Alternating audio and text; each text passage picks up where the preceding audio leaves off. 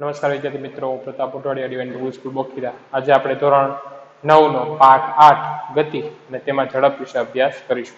આગળના લેક્ચરમાં આપણે ગતિના બે પ્રકારો નિયમિત અને અનિયમિત ગતિ વિશે અભ્યાસ કરી ગયા. હવે જોઈએ કે ઝડપ એટલે શું. હજુ સૌપ્રથમ આપણે અહીંયા ઝડપની વ્યાખ્યા આપવામાં આવેલી છે. તો કે ઝડપ એટલે શું? તો કે ગતિમાન પદાર્થ એકમ સમયમાં કાપેલા અંતરને તે પદાર્થની ઝડપ કહે છે.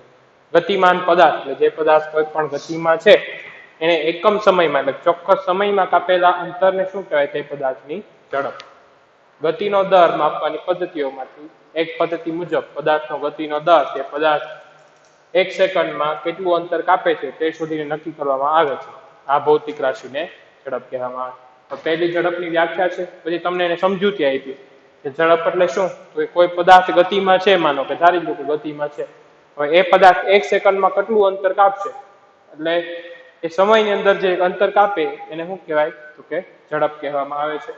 હવે ઝડપનું ઉદાહરણ આપણે જોઈએ. ઘણીવાર જુદા જુદા પદાર્થો એક સરખું અંતર કાપવા માટે જુદો જુદો સમય લેતા હોય. માનો કે એક ગાડી છે ને એક સ્કૂટર છે.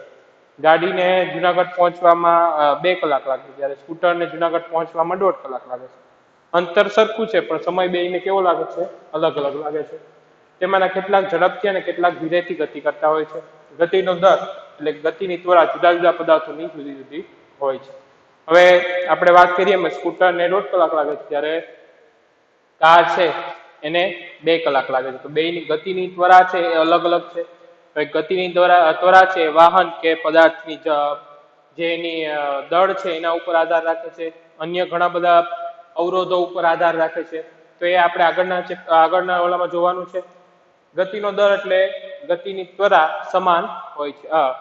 ગતિની ત્વરા જુદા જુદા પદાર્થોની જુદી જુદી હોય છે અને કેટલીક વખત જુદા જુદા પદાર્થોની ગતિની ત્વરા સમાન પણ હોય છે. હવે એવું નથી કે બધાની ગતિની ત્વરા એટલે કે ઝડપ છે જુદી જુદી જ હોય.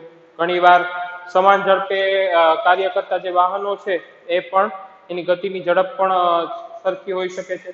તો આ રીતે આપણે ઝડપની વાત કરીએ તો ઝડપમાં માત્ર આપણે એટલું જ એની વ્યાખ્યા છે આપણા માટે ઇમ્પોર્ટન્ટ છે કે ગતિમાન પદાર્થ એકમ સમયમાં જેટલું અંતર કાપે તેને તે પદાર્થ શું કહેવાય? તો કે ઝડપ.